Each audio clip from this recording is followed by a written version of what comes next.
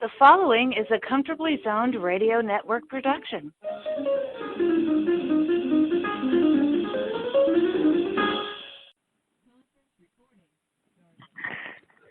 Welcome, and Happy New Year. You are on the Comfortably Zoned Radio Network, and this is Ask Claire, and my name is Claire Hall, your host for this weekly conversation with interesting people who talk about all kinds of interesting things, but you know, my very two favorite topics are baseball and books, and so when I get a chance to talk to the author of a great baseball book, it's a double treat for me, and I hope you enjoy it as well.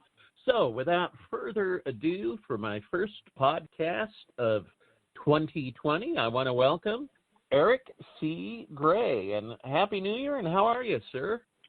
I'm fine, Claire, thanks. Happy New Year to you, too, and thanks for asking me to be on your show.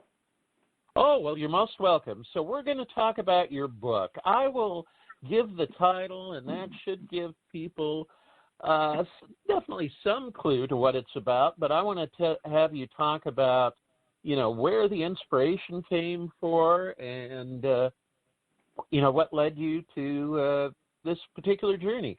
The title of this wonderful book is Bases to Bleachers, a collection of personal baseball stories from the stands and beyond. So Take us back to the very beginning, how it all came to be. It was August of 2011, and I was at a ball game with my wife, Lynn, my daughter, Rachel, and our friend Cheryl, and at some point I just asked what their favorite baseball story was. It was just an idle question. And I went back and I sent an email to a bunch of people, and I listed my favorite games. I didn't write a story, just it was the day I was there, the day they retired Mickey Mantle's number, the day that a photographer brought me and my kids down to the field in spring training and took a photo of Dusty Baker and my kids, just, you know, 6 games, no stories. And I emailed this to a bunch of friends, and I asked them what their favorite games were. And I included on this list of friends a guy named Andy who likes baseball less than anybody I know. And I just did it to give him a hard time because, you know, that's what we do. And he sent me a story that was so emotional about his father going to a game with his dad that I immediately knew what I had to do. And at that point, I started asking more friends, and I asked friends to ask their friends. And, you know, that's how the process started. If you were at an airport, if you were walking down the street, if you were in a restaurant, in line at a movie, you know, wherever you were, if you had an Angels hat and or a Twins T-shirt or whatever it is, I was asking you. You know, to that point, most of the stories that I had were either Yankees or Mets related. That's where I'm from, where I know a lot of people, or Giant stories because that's where I live, or, you know, Red Sox or Cubs stories where I know a lot of people. And I wanted to expand, you know, the range of stories where they were from. And that's when I joined some Facebook groups, some baseball groups on Facebook. Claire, that's how we met, of course. And I started to just ask people about their stories, and the stories came pouring in. So, you know, the inspiration was ironically from a friend who likes baseball less than anybody I know. That's great. So had you published a book before? Where the idea that, you know, there's a lot of great material here, enough for a book. Yeah, I had never published a book. I mean, I did a lot of writing for my job. As you know, I actually worked for Job Corps, and I think you knew a couple of the people that I know up in Astoria. I'd never done that. I'd written a lot of poetry and song lyrics, but I'd never written a book before. And as the stories came in, it just became really apparent to me that this had the making of a great book. I mean, you could go into a bookstore or a library and see, you know, hundreds and hundreds of baseball books, and most of them are about a player or a team or a season or something like that. But there really isn't anything that I had ever seen that really talks about people's experiences with baseball.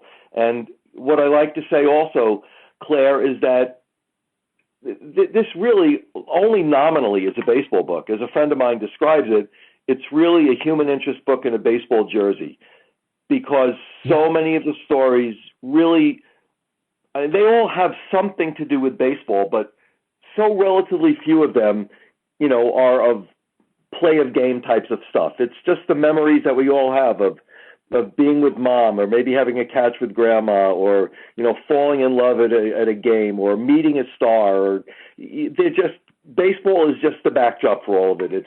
It's really not a baseball book per se. All right. Again, we're talking with Eric C. Gray. The book is Bases to Bleachers, and we're just getting started. But if we have whet somebody's appetite enough that they would like to find this book and purchase it and read it, how can they find it? We have a website, which is called, not surprisingly, basestobleachers.com. That's bases plural, so basestobleachers.com. You could check on that. It will direct you to all kinds of Amazon and barnesandnobles.com. It'll connect you to online stores. If anybody is interested in getting a signed copy directly from me, you can certainly contact me through the website. You can contact me through my Bases to Bleachers Facebook page, or finally anybody who has a story that they would like to send me, because I will be putting out Volume 2 and who knows, Volume 3. My email address is eric.baseballstories, plural, eric.baseballstories@gmail. So those are all the different ways that you can find the book. And we want to get into just maybe a small sampling of stories, but to further hopefully excite people about this great book. But, through being your Facebook friend and also checking in with Google a couple of times, it really seems like this book has had a remarkably positive reception, and you've gotten some good publicity on it. And, there's just, not that it's not a great book, it is, but it just impresses me because especially it seems like in the world we're in today, it's hard to break through the clutter, and especially if you're a first-time author. So, just share a little bit about that and, your thoughts on really this phenomenon. Yeah, well, I'd like to say that I've sold hundreds of thousands of copies. Of course, that's not the case. I know that for a self-published book, it's doing fairly well. So I did some work with a company called Palmetto Publishing. They are an offshoot of a company that I imagine many people have heard of, Arcadia Books. Yep. And I didn't feel the need to basically to throw myself against the wall over and over again by contacting major publishing houses. I really liked what Palmetto had to say and how they were going to do this. The book, in the process of collecting stories, I got over 1,250 stories from 700 different people. As I was mentioning to you before, it was certainly a gut-wrenching process of trying to figure out which of the many, many great stories I could fit in. And we did that, and I left several chapters, many chapters actually, for Volume 2. It's not a reflection that the stories weren't as good, but, we had to make sure that Volume 2 is going to be as good as Volume 1. And at that point, basically, I just started. I can't say I've had, hundreds of experiences in terms of, public readings and that kind of thing. I've read at Cooperstown, not at the Hall of Fame, but I've read in Cooperstown. I had an interview on a Cleveland radio station. Basically, I've asked people if they could put me in touch with institutions that will, do readings. John Leonidakis, I'm sure you know John. He has put me in touch with several people, which I realize, and he has a great story in the book. So, that's how that's happened. For a while, most of the books sold, honestly, were from people that I knew, either personal friends or friends that I've met through the process. And by the way, that's one of the really incredible and unexpected results of this whole project, the making of new friends. I mean, I have friends, and I'm really lucky about that, but I never, ever imagined how many friends, and in some cases, really close personal friends have developed because of this. The big break that I've gotten for sure is I did an interview on NPR. If anybody knows the show Here and Now with Robin Young, she interviewed me, and it was one of really just a highlight experience of life, and the book really took off as a result of that, and so that's kind of how that happens. I would like to be able to, and if anybody listening, I'm in San Francisco. I will be traveling a bunch during the next year. If anybody has groups of people that they would like me to do readings to, I would be thrilled to do it. I find doing these readings and meeting people just amazingly fun and energizing. That's cool. Having written just a regionally distributed novel and been able to do several readings, connecting with people. Yeah, it's a whole process and a whole separate joy, and wish you continued success. So, Eric, again, we're talking with Eric C. Gray, Bases to Bleachers, a collection of personal baseball stories from the stands and beyond. And let's dip just into your treasure bag and maybe share a story or two or three or four, whatever time permits. Excellent. So I always start with this story, and there's a very specific reason for it. It's from a friend that I knew through Job Corps, and when I saw her after many years, she said that she really didn't have any stories because she's not a baseball fan. And the next day, she sent me an email with this story. And the reason I always start with this story is because it really helped me completely reframe how I was going to put the book together. I read the story. I said, oh, my God, this is great. And in the next breath, I thought, but there's no place for it in my book. And then the third thing I thought was, but there has to be a place for it in the book. And it helped me just totally restructure. It made me rethink. I had to fit the structure of my book into the content, not my content into some preordained structure. That's why I read this story, and here it is. Okay. I am not a fan of any sports. I've been to a few baseball games, but only when I would get free tickets and go for the experience of drinking beer, eating stadium food, and having a good time with friends. It's not that I don't like baseball. I just don't know much about the game, who the players are, or many of the rules. I was in Chicago for a Job Corps conference and meeting my friend Pearl in the bar of the hotel where I was staying. When I got to the bar, there were just a few people there, not Pearl. An older gentleman was sitting alone at the bar, and I felt it would be safe sitting next to him, as I preferred not to sit alone. I asked if I could join him while waiting for my friend.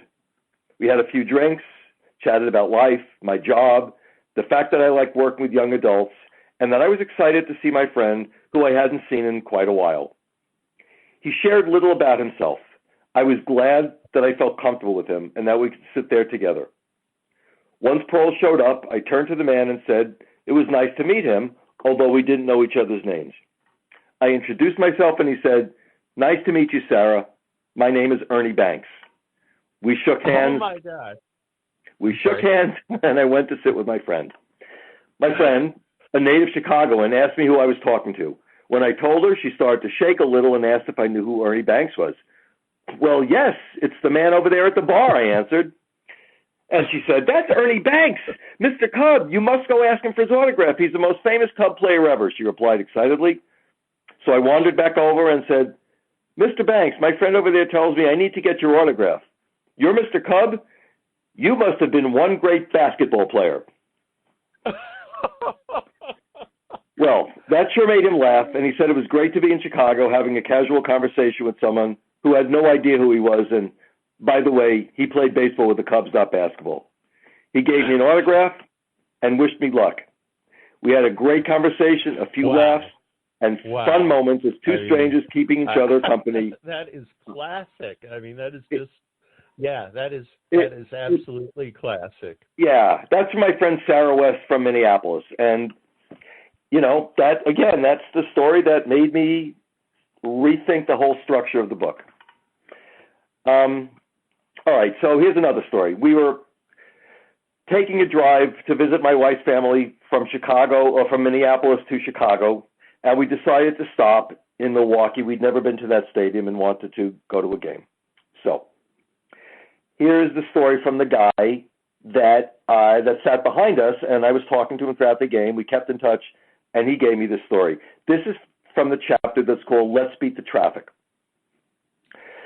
I'm a lifelong Milwaukee baseball fan. First the Braves, now the Brewers.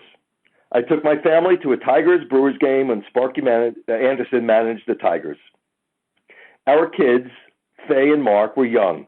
Mark, now an avid baseball fan as well, was 4 or 5. At the time, I was the only fan in the family and essentially dragged them on a family outing, hoping for a great time that we could repeat. Like any young kid not into the game, Mark was very fussy, soothed only by the next food treat. He loved the red licorice ropes, so I bought him one every time he whined about going home.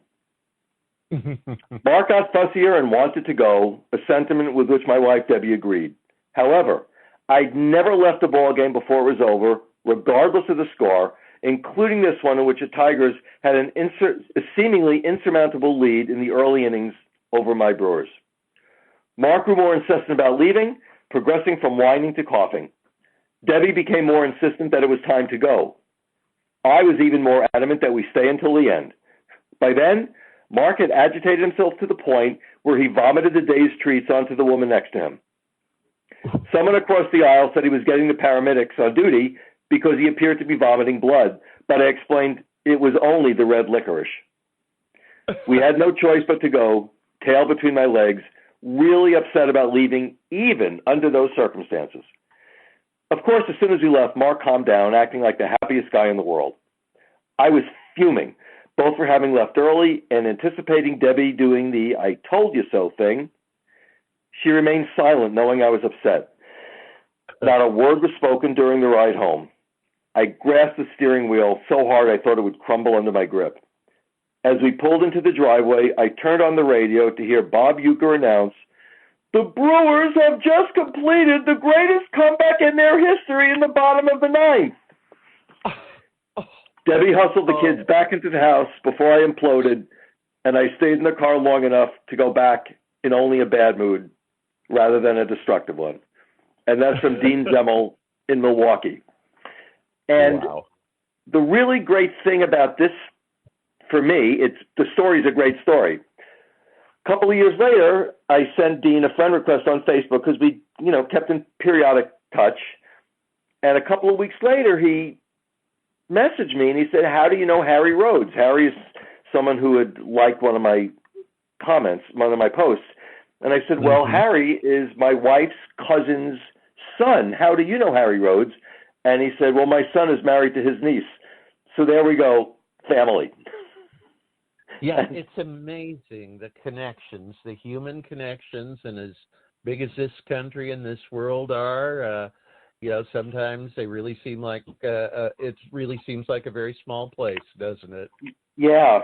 On my website, I'm writing a blog, so my wife tells me, and what I'm doing is the stories behind the stories, and I give more information about it. So on that website, if you look stories behind the stories, is how I got to know Dean Zemmel. And that's, again, the thing about becoming, related in some distant way. That's not in the story in the book, but it's certainly the story on the website. Here's a story that I'd like to read. And Claire, I think you're pretty familiar with this one. Okay. I grew up in Portland, Oregon, so it's not surprising that many of my most cherished professional baseball memories are centered on the legendary Portland Mavericks, a Class A team that called the city home for 5 memorable seasons, 1973 to 77. A great Netflix documentary, The Battered Bastards of Baseball, introduced the Mavericks to a whole new generation. But for me, it was a refresher course. The Mavericks were born when the AAA Portland Beavers of the Pacific Coast League fled to Spokane during the 1972 season, leaving the Northwest's second-largest city without pro ball. Veteran actor Bing Russell, who had hung around Yankee spring training camps as a child and never lost interest for the game, stepped in to acquire a single-A Northwest League franchise and move it to the Rose City. But this wasn't going to be just any minor league team, not by a long shot. The Mavs were the first minor league team in decades to operate without a Major League Baseball affiliation. Instead of serving as a farm club, they would invite cast-offs of professional baseball to try out for the team, and they came from all corners of the United States and beyond. I went to a lot of those games during those 5 seasons. In 1973, I saw future Hall of Famer Jim Bunning, manager of the AAA Eugene Emeralds, and 2 seasons removed from his last Major League pitch. I saw him take the mound against the Mavs in an exhibition game. At 43, he didn't really have much left on the ball, so to speak, and he lasted 2 innings. I watched Jim Bowden's first professional pitch in 5 years when he flew out from New York for a 1-game shot with the Mavs. He won, and that was the beginning of the journey that took him back to the majors in 1978. I saw the Mavericks on top of the dugout, armed with brooms, celebrating the sweep of a home series. It's been imitated countless of times in the decades since, but the Mavs were the first to use the broom.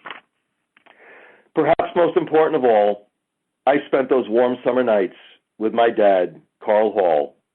Rest in peace, Dad. And that, of course, is your story, Claire. And it's a good example of a story that could have gone in one of several chapters. It could have gone in the chapter of generation to generation, family in baseball.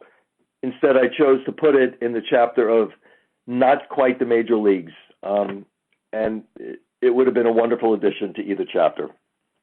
Well, thank you, Eric. And I wish I had elaborated a little bit more, but, my dad, he, to be honest, he wasn't a big baseball fan, but he knew that I wanted to see the games, and he was happy to take me. And, as long as he had his nice big cold beer and a bag of peanuts and we were together, that was what was important to him. I totally understand that. My dad was okay with baseball, wasn't a big fan, but he knew that my brother and I liked to go to the games, and that's what we did. And that's honestly why we named the other chapter, Let's Beat the Traffic. I had some really long, ridiculous name to it. My friend Steve said, no, you name it, Let's Beat the Traffic. That's what your father always wanted to do, and he was right. I'd like to read you one of my stories if I can. Please do, yes. And I'll read as long as you want me to, but this one is from the introduction because it was so meaningful to me. In August of 1992, I took my kids to their first baseball game, Giants versus Pirates. And this is, I'll just say in advance, this is my story. A transplanted New Yorker since 1975 and still a rabid Mets fan, I previously visited Candlestick only when the Mets were in town, in those days twice a season. My daughter Rachel was 8, and son David was 4. We were with David's friend Kenneth and his dad. We sat in the upper deck, first base side, surrounded by a lot of empty seats. Many people remember their first game. I don't. Or taking their kids to their first game. This was special. Rachel had tried her hand at T-ball, and it wasn't for her. She felt she wasn't as good as the boys. In some cases true, in other cases not. When I took Rachel to a movie, a dozen or so books always accompanied her, so she wouldn't waste a minute from the time her tush was on the seat cush until the movie started. So, knowing how bored she'd be, she brought an entire library with her.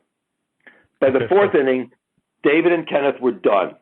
They were still having a good time, but that involved running up and down the stairs to the top of Candlestick. I frequently looked at Rachel sitting next to me. Her eyes were transfixed on the field, as if she had just seen, the Mona Lisa, or the Beatles in concert, right there, almost 26 years earlier to the day, or the Leaning Tower of Pisa in the full moon. Take your pick of astonishing sights. She had it. The only things her eyes read during the full 9 innings were the program I bought and the scoreboard. And then she started listening, really listening to Kruk and Kipe, Mike Krukow and Dwayne Kuiper, and she learned about the game. She immediately loved baseball as much as her dad did. I will never, ever forget that day. I only know who the Giants played because it's on the ticket stub, which is in the book. I don't know who won. It's not important to me. The story is how a lifetime of family baseball burst forward in an unexpected way. 7 years later, she began working for the Giants in guest services, first handing out giveaways and now operating the press elevator. She knows seemingly everyone. David, of course, grew up to be a huge Giants fan as well, and every year I go to Washington, D.C. to take him to see his beloved team lose to the Nationals. In 2000, when the Mets faced the Giants in the playoffs, Rachel and David essentially called me out saying, "Okay, old man, which is it? The light side or the dark side?" Star Wars, of course. I still love my Mets, but the Giants are now number one. I will always remember that day as the one that made it very, very easy to be a family man and a huge baseball fan. Oh. And yeah, that's just an example, I think, of how, how emotional some of these stories are. Oh, yeah. Yeah. I'm so proud of the range of stories that I was lucky enough to get. The ones that make you laugh, the ones that will make you tear up, and the ones that just make you think and remember about your childhood, about being with people that were important to you. Just, I've got chapters, a whole variety of chapters. Women in baseball. I've got a story. I don't know how much time you have left. Probably not a lot. From Perry Barber. Many of your listeners, I'm sure, know Perry. I've got a chapter on the Negro Leagues. I've got a chapter on baseball, the international game. There's stories either from or about 14 different countries. Mickey, can I have your autograph? About meeting a player in one of many ways. Historic, memorable games like being at the Bartman game or being at the first game after Jose Fernandez died. I mean, it's just an amazing range of stories that I was so lucky to get. Oh, yeah. Well, another one that I could have contributed, and maybe I could write it up for you for Volume 2 or Volume 3, but the very first Major League game I saw didn't come until about, I must have been 21, 22, still living in Portland. Convinced a friend to drive up to Seattle because Gaylord Perry was going for his 300th win that night in early 1973. And he said, it's going to be on cable. And I said, yeah, but come on, think about being there to see history made. I think it had been 20 years since Early Wynn had become the last 300-game winner. And he says, oh, okay. And sure enough, we went, and Gaylord won it. It wasn't it wasn't an outstanding performance, but it was good enough for the win. And talk about the cold chills when I really realized I'd seen a great baseball milestone, and with one of my best friends as well. In your first ever game. I mean, that's just amazing. Yeah. Yeah. And exactly. Please do write that for me, Claire, because amazingly, one of the chapters I left for the second book, go figure, is my first game. I mean, you would think that would have been the chapter that would lead off the book, but for whatever reason, and I actually don't really have a reason, it's going to be in the second book. So please do send it. Okay, it's a deal. So, Eric, we are kind of winding down. I was afraid the time would go too quickly, but again, the book is called Bases to Bleachers, a collection of personal baseball stories from the stands and beyond. The author is Eric C. Gray, and I've told everybody how wonderful I think the book is, but you've also got a very nice cover blurb from a former National League Rookie of the Year, John D'Acquisto. This book is a remarkable read. I hope you can enjoy it as much as I have. And, John has been a guest on this program. He's a Facebook friend and a great guy, and he did a pretty nice baseball memoir himself. So, high praise from a good guy. Eric, go ahead. No, I was just saying, I also got an endorsement on the back from Peter Gollenbach, who said, everyone who loves baseball has a story. This wonderful book by Eric Gray compiles them. So I was, again, very fortunate to get such nice testimonials from John and Peter. Yeah, I mean that is really great. So we are winding down. Maybe a final thought, a final word for our listeners. Please send me your stories. At this point, I learned a lesson from the first volume, which is I can't promise which stories are going to go in the book. At the very beginning when I was collecting, every story sounded like the greatest story I'd ever gotten. And as time went on, some of them didn't quite make the book. But boy, do I love reading those stories. And some of them will be in the book. So please, again, my email address is eric.baseballstories@gmail.com.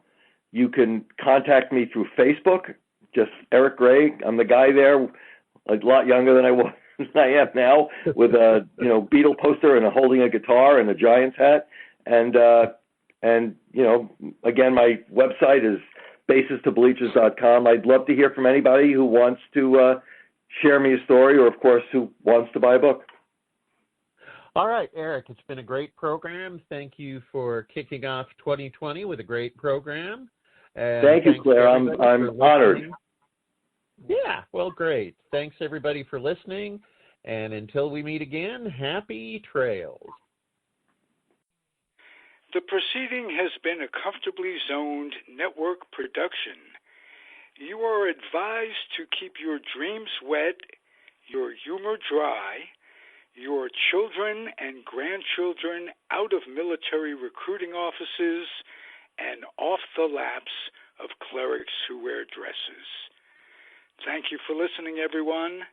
Happy trails.